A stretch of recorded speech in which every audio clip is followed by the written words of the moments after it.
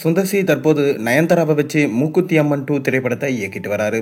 இதைத் தொடர்ந்து முன்னணி ஹீரோ ஆன நம்ம சூப்பர் ஸ்டார் ரஜினிகாந்தை வச்சு சுந்தர் சி ஒரு படத்தை இயக்க இருப்பதா தகவல் வந்திருக்கு. இந்த தகவல் உண்மையா இல்லையா, வாங்க என்னன்னு நம்ம வீடியோக்குள்ள போய் பார்ப்போம். அதாவது தமிழ் சினிமாவோட முன்னணி இயக்குனராக பலம் வந்தவர் தான் நம்ம சுந்தர் சி. மணிவண்ணனிடம் உதவி இயக்குனராக பணியாற்றிய சுந்தர் சி முறைமாமன் என்ற திரைப்படத்தின் மூலம் இயக்குனரானார்.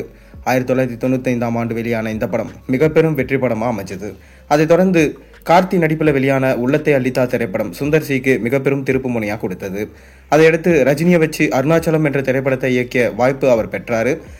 இதனால மிக இளம் வயதில் ரஜினியோட படத்தை இயக்கும் வாய்ப்பினை பெற்ற சுந்தர் சி தமிழ் சினிமாவோட முன்னணி இயக்குனராக முன்னேறினார்.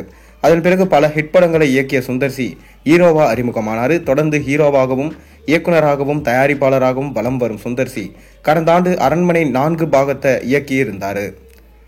இந்த படம் பிளாக் பஸ்டர் வெற்றியானதை தொடர்ந்து இதையடுத்து 2013ஆம் ஆண்டு சுந்தர் சி மற்றும் விஷால் கூட்டணியில் உருவான மதகஜராஜா திரைப்படம் 13 ஆண்டுகளுக்கு பிறகு கடந்த மாதம் பொங்கல் பண்டிகையை முன்னிட்டு வெளியானது. என்னதான் காலம் கடந்து இந்த படம் வெளியானாலும் மிக பெரும் வெற்றியை பெற்றது.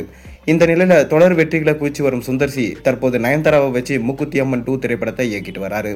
இதைத் தொடர்ந்து பிரபல முன்னணி ஹீரோவான நம்ம ரஜினிகாந்தை வச்சு சுந்தர் சி ஒரு படத்தை எடுக்க போறாராம். சமீபத்தில் நம்ம ரஜினிகாந்தை சுந்தர் சி சந்திச்சதாகவும் அப்போது சுந்தர் சி கூறிய கதை ரஜினிக்கு மிகவும் பிடிச்சு போனதாகவும் விரைவிலே சுந்தர் சி இந்த படத்துல எடுப்பார் என சொல்லப்படுது. மேலும் ரஜினி அவர்கள் அடுத்தடுத்து நிறைய படங்களில் கால் ஷீட்ஸ் வச்சுட்டு இருக்காரு. இதனால சூப்பர் ஸ்டார் நம்ம சுந்தர் சிக்கு நிச்சயமா கால் ஷீட் கொடுப்பார் என தெரிய வந்திருக்கு. அதை தொடர்ந்து பார்த்தீங்கன்னா கமர்ஷியல் கிங்கா வலம் வருபவர் தான் நம்ம சுந்தர் சி.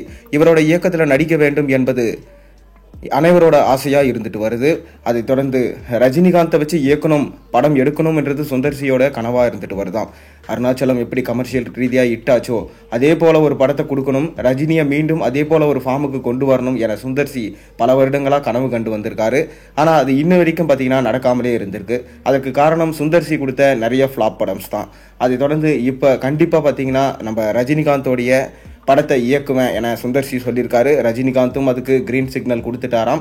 கூடிய விரைவிலே இந்த கூட்டணி அமையும் என்று எதிர்பார்க்கப்படுது. நீங்க என்ன நினைக்கிறீங்க? நம்ம சுந்தர் சியும் ரஜினிகாந்தும் இணைந்து படம் பண்ணா நல்லா இருக்குமா, நல்லா இருக்காதா?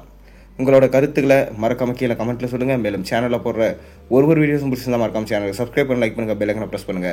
அப்பதான் போற வீடியோஸ் எல்லாம் நோட்டிஃபிகேஷனாக வந்து சேரும்.